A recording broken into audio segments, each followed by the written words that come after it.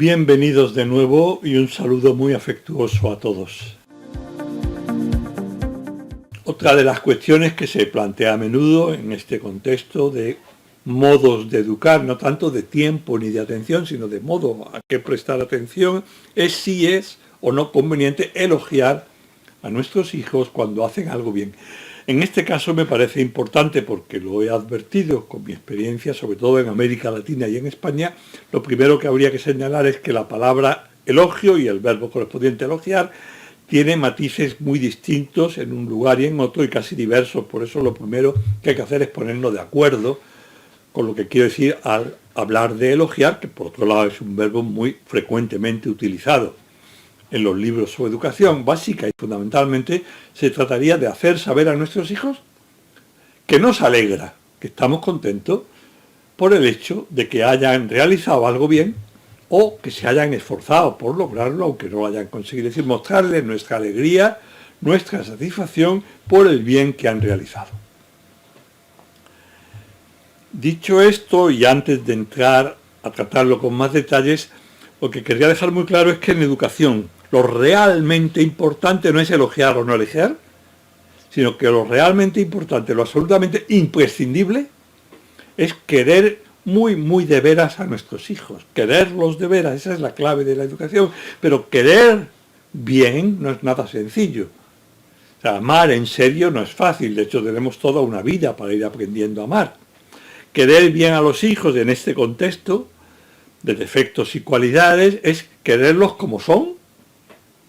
quererlos de manera incondicional, es decir, incondicionada e incondicionable, con sus cualidades, y eso es fácil, con sus limitaciones, ya hablaremos de ellas, y con sus defectos. O sea, querer a alguien,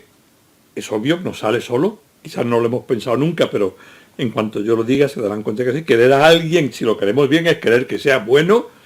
que sea mejor persona, y a los hijos es lo que pretendemos en último término con la educación. Querer que sea bueno es parte del buen amor, sin embargo, aquí está la clave, por decirlo así, no hemos de querer que sean mejores demasiado pronto. Hay que dar tiempo al tiempo, hay que tener paciencia, hay que aceptar y querer a nuestros hijos tal como son, con sus defectos, por centrarme en lo que más nos cuesta admitir, porque si queremos muy pronto que mejoren, más que querer a nuestros hijos, estamos queriendo a esas imágenes mejoradas de ellos que nosotros nos hemos forjado, con las que nos hemos ilusionado, que nos dan menos que hacer, que nos dan menos molestia. No son nuestros hijos a los que queremos, sino el ideal de los hijos que tenemos en nuestra mente, en nuestra imaginación, y los hijos advierten que no es propiamente a ellos a quienes los queremos y se sienten rechazados. Y así no podemos ayudarlos. Por tanto, la primera idea antes de hablar de los elogios es que a los hijos, como a cualquier persona a la que pretendamos ayudar, al cónyuge, hay que amarlos como efectivamente son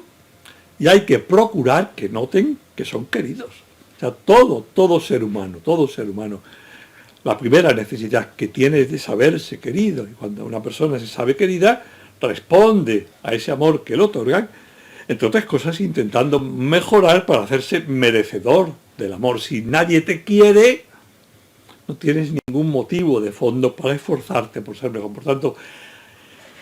repito, la clave es amar a nuestros hijos como efectivamente son, con sus cualidades, limitaciones y defectos, y hacérselo notar,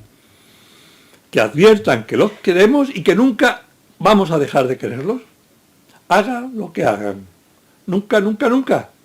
O sea, podemos llamarle la atención sobre lo que han hecho, pero tenemos que esforzarnos por llamarle la atención, cuando sea el caso, movidos por el cariño real, porque los queremos, y queremos que sean mejores porque eso es bueno para ellos. Aunque cometan errores o hagan cosas mal, incluso voluntariamente y con mala idea, y los niños pequeños tienen a veces muy mala idea, eso ya lo decía San Agustín, incluso de los niños de leche, es asombroso,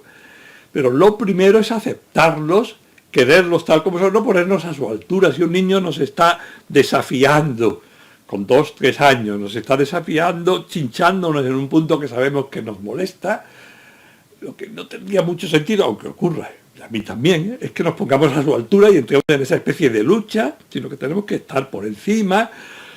mostrarles que somos dueños de la situación, no hacerle caso si es lo mejor en ese momento, y seguir adelante, pero en cualquier caso, quererlos como son y solo queriéndolos como realmente son, podremos ayudarles a crecer, a mejorar,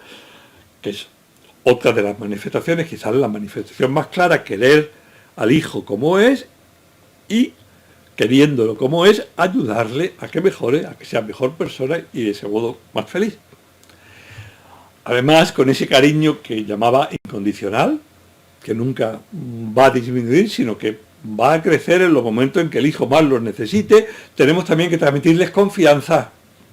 Esta es otra de las claves por las que la educación hoy día parece algo difícil o imposible, por las que las personas se vienen abajo, no se sienten capaces de educar porque les falta confianza a los padres en la vida. Y a nuestros hijos tenemos que transmitirles, más con el ejemplo que con la palabra, como enseguida veremos, que vale la pena vivir, y confianza en que ellos mismos son capaces, aunque caigan una y otra vez, son capaces de recuperarse, de avanzar, de seguir creciendo igual que nosotros. Confianza en la vida, decía, con nuestro modo de actuar, más que con palabras y con discursos. Y viviendo la vida también nosotros con confianza y con esperanza, estando convencidos. Los creyentes tenemos motivos sobrenaturales también, pero en general la confianza en la vida es algo propio del ser humano. Vale la pena vivir la vida, aunque sea una vida que sin duda va a presentar dificultades, contratiempos y va a ir surcada de triunfo, pero también de derrotas, de momentos en los que somos vencidos y nos desanimamos. Dicho de otra manera, nuestros hijos, si queremos ayudarles a crecer, a ellos ir haciéndose dueños de su propia vida, tienen que vernos alegres, con buen humor, capaces de enfrentarnos a lo que en realidad nos presenta en cada momento, aunque sea difícil, asumiendo también nuestros errores y nuestros fracasos cuando los haya, y los habrá siempre, y superándolos y volviendo de nuevo a la lucha. Esa actitud de confianza en la vida y en nuestra capacidad de saber que estamos en un entorno positivo, aunque tenga elementos que nos hacen daño, esa actitud es tremenda y hondamente educativa. Es en el fondo es lo que educa. La actitud contraria, la de quejarse, la de sentirse incapaz, la de querer tenerlo todo muy amarrado, muy seguro, porque si no, no nos atrevemos, la de no arriesgar, con esa actitud es casi imposible educar. Entonces pónganse en el papel de un hijo de 3, 4, 5, 6, 7, 12, 14 años y piénsese ustedes, si es el caso, como personas que están constantemente quejándose de lo mal que le va en el trabajo, de lo difícil que es abrirse camino en la vida, de lo mal que se porta esta persona. Un chico que constantemente está viviendo ese clima de desconfianza y de lamento, le es imposible tener los arrestos, la capacidad de crecer, de lanzarse, de arriesgar. Además, les decía, hay que confiar en ellos, en que ellos poco a poco van a ser capaces de hacer lo mismo.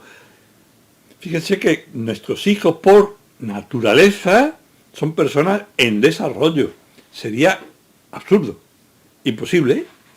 un caso psiquiátrico, que nuestros hijos de 3, 4, 5 años hicieran bien aquello que hacemos bien los adultos precisamente después de muchos años de desarrollo. Esto deberíamos tenerlo muy presente. Por naturaleza, nuestros hijos son imperfectos, igual que nuestra familia por ser humana, pero nuestros hijos más porque están en un periodo de crecimiento, todavía no han llegado hacia donde tienen que mirar, hacia donde tienen que seguir caminando, y por tanto nosotros tenemos que ir adentrándolos en la realidad tal como la realidad es, en su propia realidad, la de cada hijo, que se acepte como es, y en la del entorno, en la del momento actual y en la del futuro, un futuro que no podemos prever ni que podemos como estar seguros de que va a ocurrir, sino que hemos de confiar, de tener esperanza en que poniendo los medios oportunos, la vida va a seguir adelante. Lleva muchísimos siglos funcionando el ser humano en el conjunto de la humanidad, con momentos peores y momentos mejores. Esta idea de confianza en la realidad, confianza en las demás personas, esperanza en el fondo, más que confianza, que es más profunda la esperanza, porque también normalmente introduce a Dios, esa idea de esperar, de actuar por tanto poniendo cierto riesgo en nuestras actuaciones, sabiendo que en principio las cosas van a salir bien, y si no, no importa, como veremos enseguida. Eso es especialmente relevante hoy día, cuando el afán de seguridad, de no cometer un error, es algo que se ha metido muchísimo en nuestra sociedad y paraliza. Una persona que tiene miedo a hacer algo mal, si el miedo va creciendo, una persona que no es capaz no se atreve a, porque podría ocurrir, incluso aunque esté todo muy en sus manos, que algo se introdujera y aquello fracasara, y como no puede fracasar, esa persona queda paralizada. Por tanto, hemos de ayudar a nuestros hijos a que asuman también su capacidad de errar, sus errores.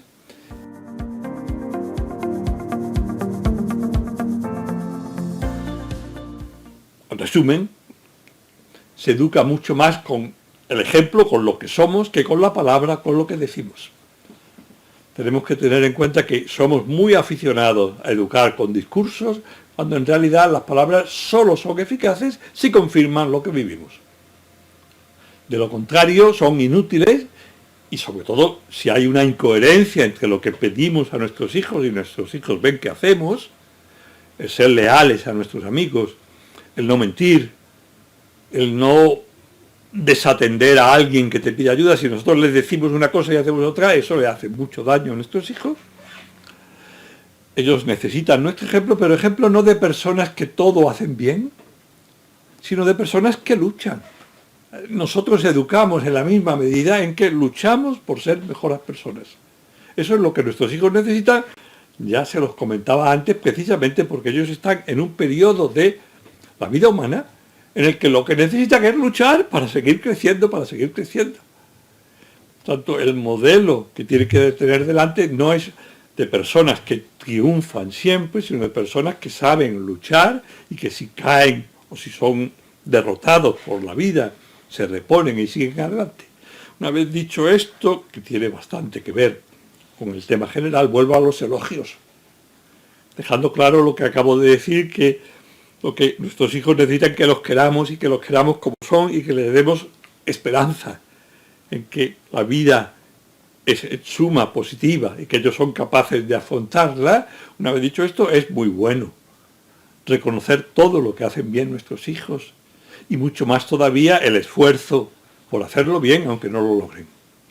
Es bueno para nosotros mismos porque vamos mejorando la imagen de nuestros hijos en la misma medida en que hemos prestado más atención a sus aspectos positivos que a los negativos, y es bueno también para ellos. O sea, si nosotros en el fondo de nuestro ser confiamos en que nuestro hijo o nuestra hija es capaz de superar determinadas circunstancias, algo que le cuesta, si nosotros realmente confiamos, sin que necesariamente se lo hagamos saber, le transmitimos esa confianza a él, y él aumenta la confianza en sus capacidades y se enfrentará con los problemas y logrará superarlos. Para elogiar, para mostrar a nuestros hijos la alegría por el bien hecho, no hacen falta grandes aspavientos. De ordinario basta una mirada, un guiñarles un ojo, una sonrisa, darles un toque al pasar al lado de ellos, un ponerle la mano en el hombro, algo sencillo. A veces, cuando nuestro hijo se ha empeñado en algo que le suponía mucho esfuerzo, conscientemente de que no era sencillo para él, hace falta un reconocimiento más claro y más explícito, sobre todo si les ha costado mucho y sobre todo si no lo han logrado. Ese apoyo que nosotros le damos les da alas, por decirlo así, para enfrentarse de nuevo con la dificultad, y los va encaminando por la vía adecuada, que es la de confiar en la vida, en Dios en última instancia, en los demás seres humanos, y lanzarse a ir avanzando a través de ella.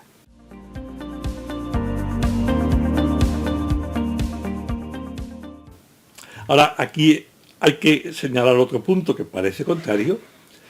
y es que es importante que con nuestro apoyo no les demos la impresión de que los queremos por lo bien que hacen las cosas, o si se quieren porque hacen las cosas bien. Es decir,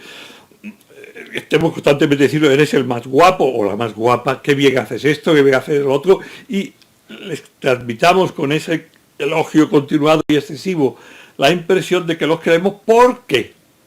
hacen las cosas bien, lo que me equivaldría a decirles que si dejaran de hacerla bien, nosotros dejaríamos de quererlos. Eso pone en nuestros hijos una tensión extraordinaria y puede ser el origen de muchísimos problemas. Nuestros hijos, sin que se den cuenta, de ahí viene el problema. Quizás para un adulto esto sea más sencillo de superar. Es decir, yo soy consciente de que porque por el cariño que me tiene una persona exagera en la alabanza, algo que he hecho bien, pero no tanto, yo soy capaz de reconsiderarlo y rebajar un poco el elogio. El niño pequeño que está acostumbrado a recibir constantes elogios y además piensa que es querido por los que le rodean, por los adultos fundamentalmente, porque hacen las cosas bien, será un niño incapaz de enfrentarse con realidades en las que piense que no va a triunfar, porque como el amor que se le da, según él, corresponde al triunfo, cuando llegue algo en lo que él, sin haber probado, piense que no será capaz de superarlo, dejará de actuar y surgirán enormes problemas. Es importante que nuestros hijos se den cuenta de que los animamos a hacer las cosas lo mejor que puedan, pero los queremos porque son nuestros hijos, hijos de Dios también, y basta. No hay otro motivo. Es conveniente, insisto, y es muy eficaz que vean que nos damos cuenta de que hacen muchas cosas bien, pero también, y es otro punto que ha salido, pero ahora lo hago más expreso, que somos conscientes y los hacemos conscientes de que hay otras actividades que exceden su capacidad actual, tienen que seguir creciendo o que no se le dan a ellos bien, y si se le da bien a su hermano o a su hermana o a su compañero o a su amigo. Y no pasa nada porque haya ciertos aspectos de su actividad en los que ellos no sean los mejores. O sea, la pretensión actual de hacer de nuestros hijos una especie de superhéroes que destaquen en todos los ámbitos es tremendamente negativa, porque el motivo fundamental en el que se debe asentar el aprecio y el buen concepto que una persona tiene de sí mismo y de los demás es que son personas, y eso es lo que son nuestros hijos, hagan las cosas mejor o las hagan peor.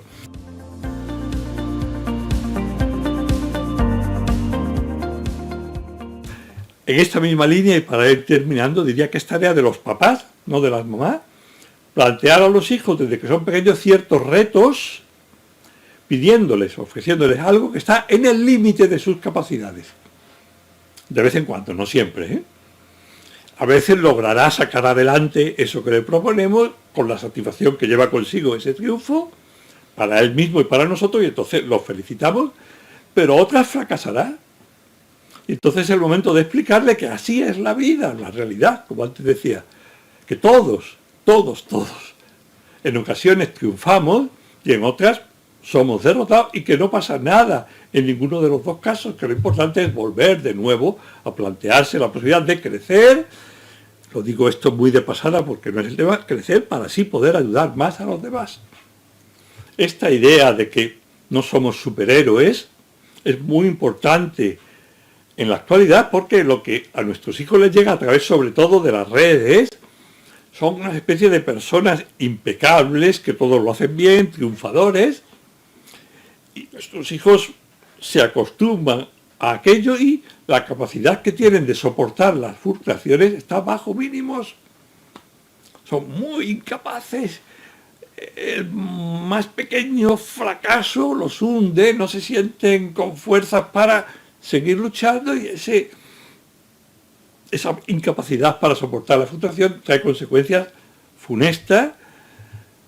a las que ya he aludido antes. En el fondo los paraliza y los hace incapaces de seguir luchando, de seguir adelante.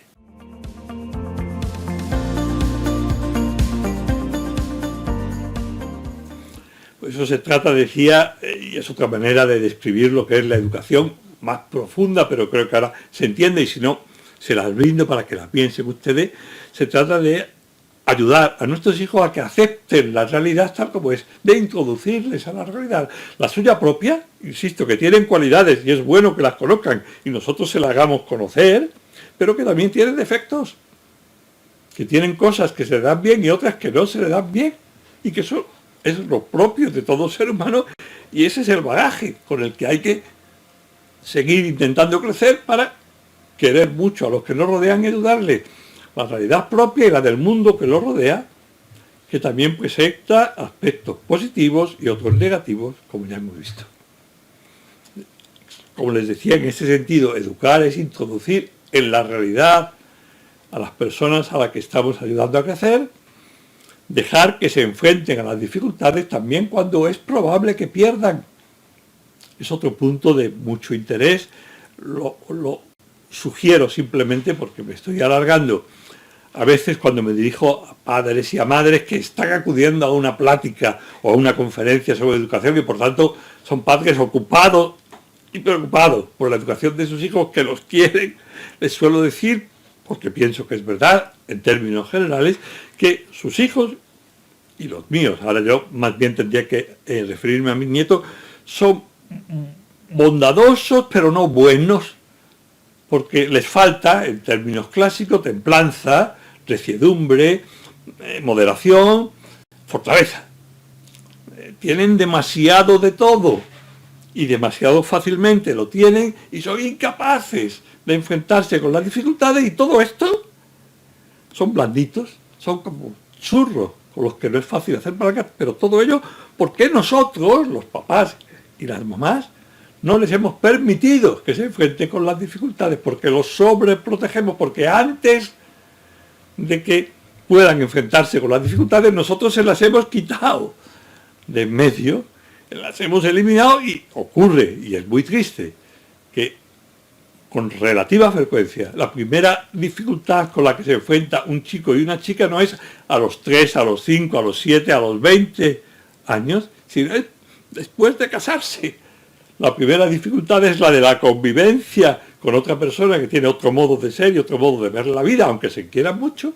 A veces no resisten. El récord desgraciado